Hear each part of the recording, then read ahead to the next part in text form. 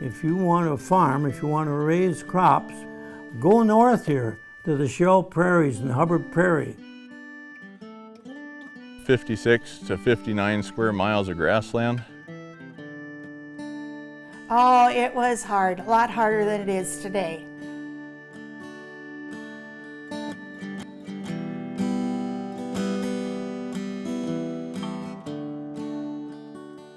Production costs for this program have been made possible by the Minnesota Arts and Cultural Heritage Fund, with money by vote of the people, November 4th, 2008. And by the members of Lakeland PBS.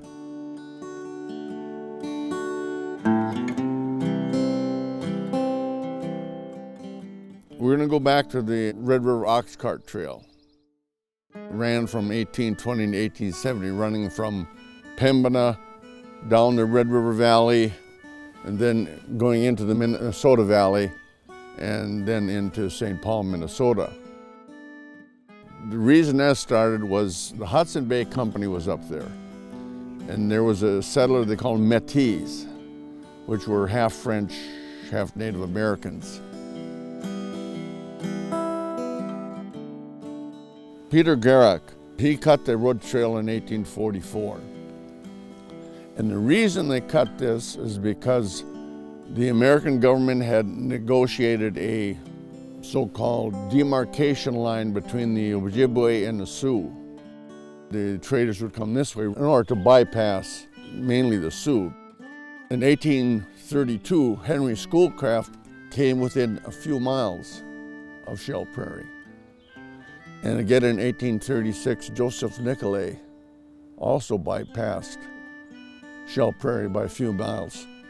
And then the military built a road from the Crow Wing Indian Agency on Gull River, ran it all the way up to the Leech Lake. And again, they bypassed and missed Shell Prairie, but then they built another military road from Leech Lake to White Earth.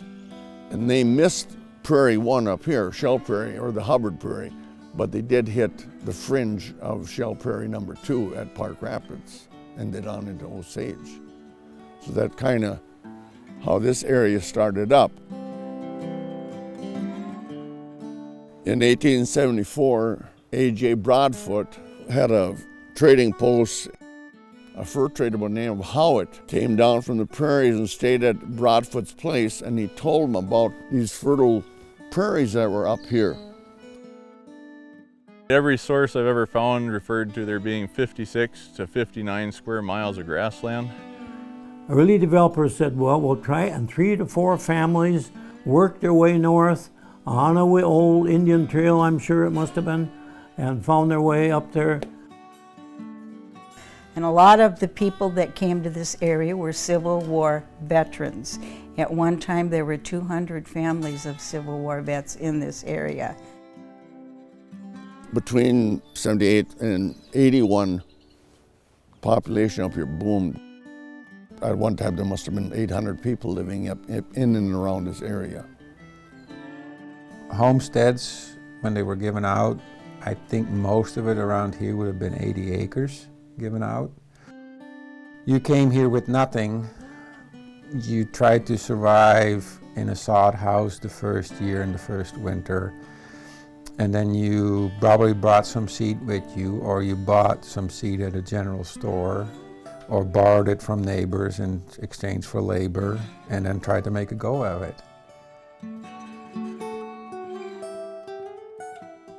It took a long time to get land ready to even plant seed. It kind of started out with a grubbing process. They cleared the trees that were in their way first.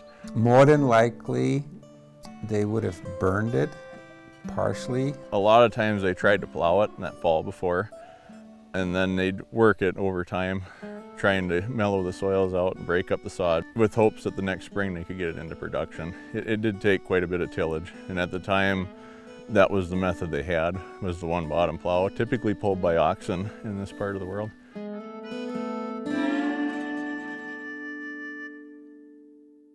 The sod that was here was predominantly blue stems, prairie drop seed. Okay, So this is a spot on the farm that to anybody's knowledge, or my grandpa's, has never seen a plow. It may have been pastured at one time, but they haven't turned it. And so it's going to try and give you an idea what this would have looked like when the pioneers came. And you got to remember, this is the same sand or sandy loam that's on this prairie all over. But if you look at, there's that thatch layer up on the surface. I mean, here's a good 2-3 inches right here. And that's what they would have came in here to. Can't see it, but you can sure feel it. It's like sitting on a mattress. It's just spongy feeling.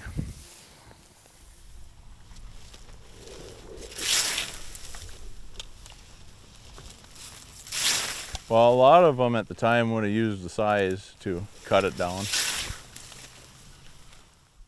and then gather it up, and a lot of it would have been threshed in the barn or in a building in the wintertime. They'd have hauled the bundles in. As far as when they actually got a threshing machine, there was some in the neighborhood at an early day, but they didn't all have access to them. I mean, it was a couple years before they were in the area, so a lot of it would have been done by hand. It was either 1912 or 1919 was the first one on the third Shell Prairie here.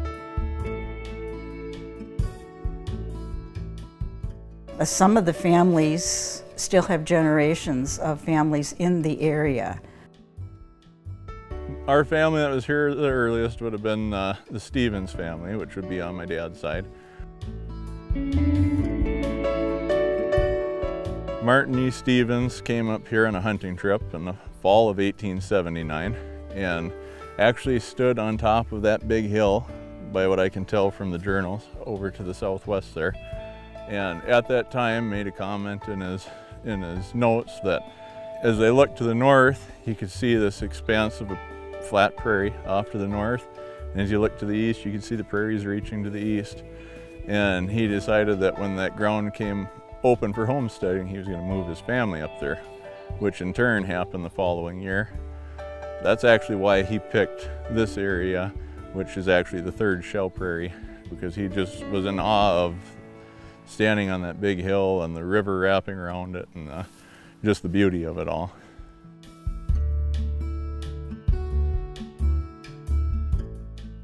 So he came up here with 2 other families, or a friend and his other friend's family. They each got 3/4 of land. It was kind of unique too, as if you remember Laura Ingalls Wilder's book about the blizzard in October, they arrived the night before that storm hit. If you look at Minnesota's history, that's one of the worst winters on record, the winter of 1880, 1881. They slept under the wagons the first night. And he talked about waking up in the morning to snow, heavy snow, and they ended up with 15 or 16 inches of snow on the ground in October, and they said it stayed.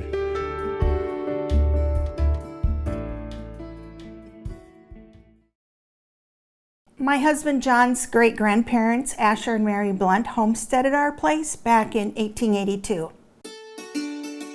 This journal I found downstairs. It was in an old freezer.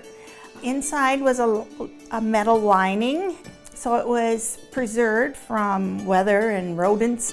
It was just a basic little notebook with regular lined paper, kind of fragile. She had every day. In fact, she had written journals up until the day that she died, well, a week before she died. They came from Claremont, Minnesota, up to Burndale, and then they took a stagecoach to Shell City. And from there, they crossed the Shell River and meandered their way through until they got here. 160 acres, and that was part of the Homestead Act. If you came and stayed for 5 years and improved the land, you would be able to get the land for free. Mary Blunt finished high school in Waupun, Wisconsin, and then she went to Winona State, which was a teacher's school. So she was educated. At the end of a day, she could write down what had happened. So I think it helped her to be a little stress-free and to open up about herself. When I first started reading it, it's a little bit hard to associate because they live so much differently than we do now. Oh, it was hard, a lot harder than it is today. Of course, that in 70 and 71, the Northern Pacific Railroad went through Verndale and into Wadena. So in order to get the wheat from here to get down there, Verndale cut the trail up here. They started a trail. In 1878, next year, why, there was a few bushels of wheat came, and it was the beginning of what became the wheat trail. From Verndale to Shell City was 30 miles on the road, on the trail. And what they would do is they would use sleighs to haul the wheat down there. They would have two sleighs, tandem. You know, they could carry about 1,000 pounds or 2,000 pounds of wheat on those things. Because these were tandem and because you had to swing them out in order to get them around the trees. They had a front set pair and a back set. Horses were trained to verbal commands of which way to move the rear end of that sleigh so it could get it around the trees without breaking them up. On the wheat trail, they had halfway houses. I'm Joe Graber, and I'm a descendant of Jacob Graber. My great-grandpa ran that halfway house, provided sleeping arrangements, provided food, and provided feed for the oxen that were pulling the wagons. However, if you were coming back up and you stopped there, Graber had a rule that if a hauler came down, no matter what time it was at night, if you were returning back to Shell City, you had to get up, hook up your horses or your oxen and go home, so this guy could sleep. So that was Graber's house rule. If you just rode on that wagon all the way down, you would really be cold by the time you got here because you're outdoors for 7-8 hours and not moving. And so, yeah, it was innovative, I think, and probably a very valued service. Well, we're in north central Minnesota. Our farm, section 16 of Wing River Township, it's on a wheat trail. You know, when I bought the farm here in 1951, I don't think I knew much about history at that time about that. It's cut deep, it's easy enough to see. Here's something I found on the wheat trail, on our farm, right out here, and it was right on the edge of the field, and Kent was digging. And I was right in the yard, I heard him something, and I suppose this is where it caught, the digger caught it and threw it up, and I was surprised to see that. Here's something else right off our farm here, which came up with the potatoes after this ground was opened up, and these are Oxcart, shoes. There you see the two shoes, not the horseshoe. And I don't think they're pears. But they came up with the potatoes. In our township here, there's the Wing River, there's the Leaf River, there's the Red Eye River, and there's Cat Creek up a little further. It was an obstacle to cross with these loads of 10 to 1,100 pounds, and all they had for tools is maybe a saw and an axe. And so if a wheel needed repairing, or needed a new spoke, needed a new wheel, even needed a new axle, why, they stopped and tore it apart and made the repair.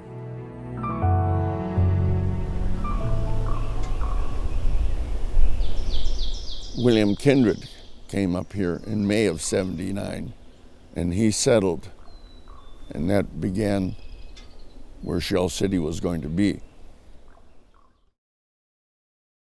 He set the post office up in 1880, and he called it Kindred after himself. In 1880, then, Kindred sold his property to a guy, Francis Yoder and Sewall Chandler. I think both of them are out of Verndale. So they bought over the town, and they renamed it, and then in August of 1881, they had the town plotted.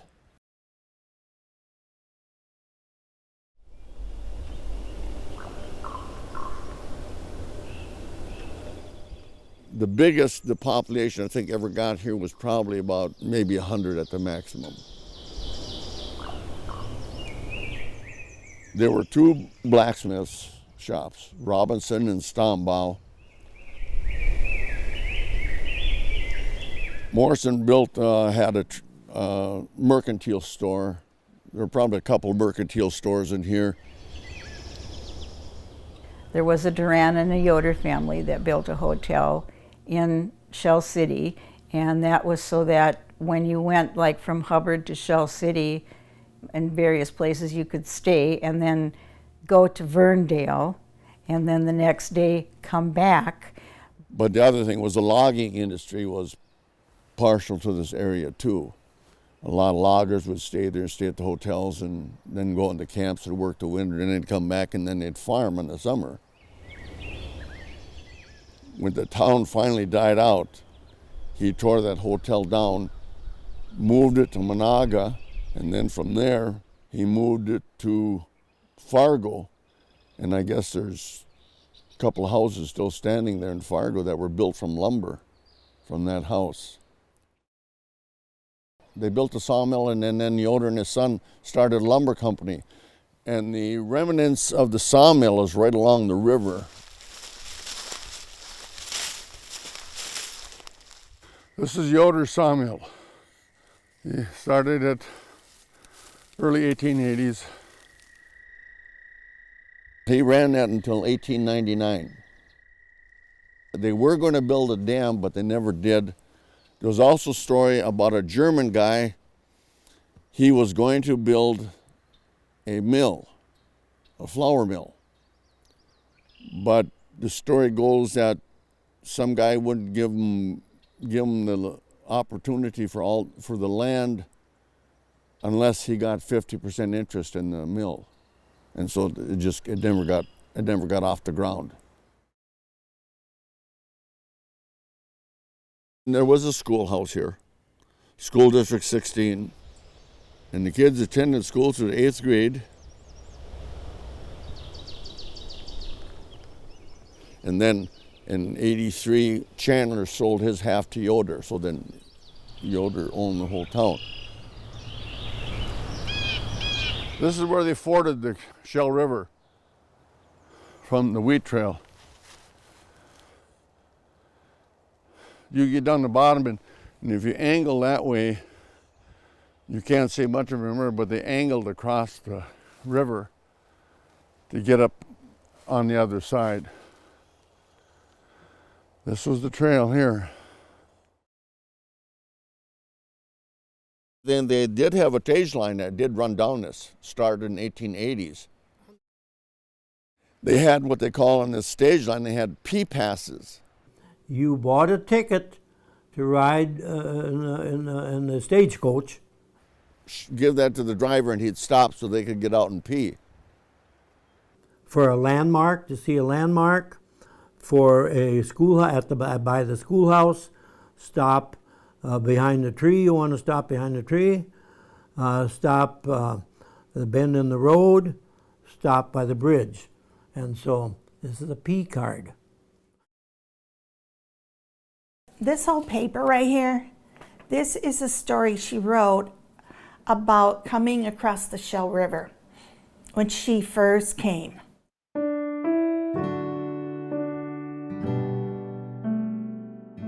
I have often wondered if anyone is living, besides myself, who took the stage in Verndale October 6th or 7th, 1882 for the Shell Prairies. There were several passengers besides my daughter and myself. It was a long, tiresome ride, dark and rainy. There had been much rain that fall and the roads were very bad. No roads made for autos in those days. It was dark some time before we reached Shell River, one of the darkest nights I ever saw. We were close inside, curtains drawn so to keep us dry from the rain. There was then a high hill on the south bank where we had to go down onto the bridge. The driver said he would go down ahead to see if everything was all right, as the river was very high. When he came back, he reported that the bridge had gone out and we would have to ford. Oh, how frightened I was. I begged of them to let us get out, but we had not passed a house or shelter of any kind for miles back. He said to take things from the floor of the stage into our laps, as the water might come onto the stage. We went down into that water in total darkness. Someone had tried to cross, and their load and wagon was passed way up the bank on the other side. Horses and drivers were gone too, so we had to go up a steep bank. The horses were tired and had a hard time making it. Some of the men walked out on the wagon tongue and lightened the load some, but were in high mud. The stage swerved and swayed giddily, and we pulled up our feet as water covered the floor. But we moved constantly forward, and finally the horses started pulling the stage up the steep bank on the other side of the river. The driver was a brave man to go through that day's and night's work. My husband and brother came with oxen and load of goods the next day. The 8th of October, we wound our way through trees and brush to our homestead, which we named Evergreen Home. Trees were blazed on many places so people would not get lost. We landed there October 8th. Started about 1880, early 1880s. Wadena and Park Rapids started working on construction of a road straight from Wadena straight up to Park Rapids. And that road was completed in 1889. One, because it killed Shell City's wheat trail. Second thing was the construction of the, what they call the K-line spur of the Great Northern Railroad, which ran from Eagle Bend all the way up to Park Rapids. And there was a portion here. And that construction of that railroad in 1890, you saw Sabika and Monaga pop up. That was more or less the end of the wheat trail because it bypassed Shell City, which very prominent, led people from there to Verndale. And that's kind of what was the end of it.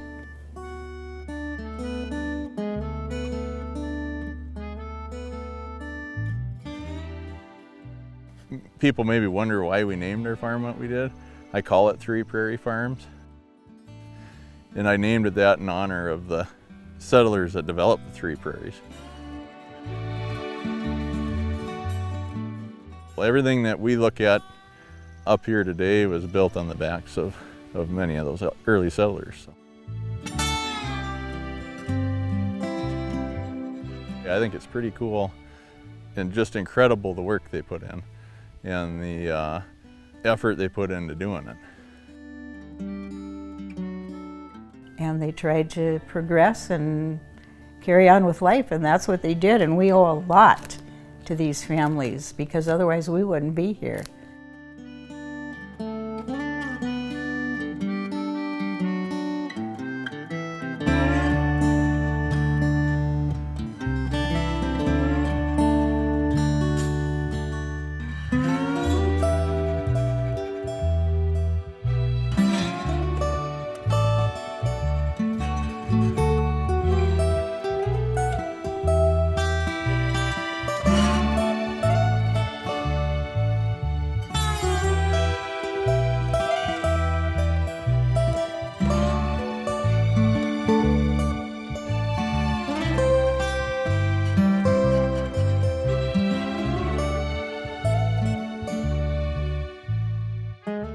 Production costs for this program have been made possible by the Minnesota Arts and Cultural Heritage Fund, with money by vote of the people, November 4th, 2008. And by the members of Lakeland PBS.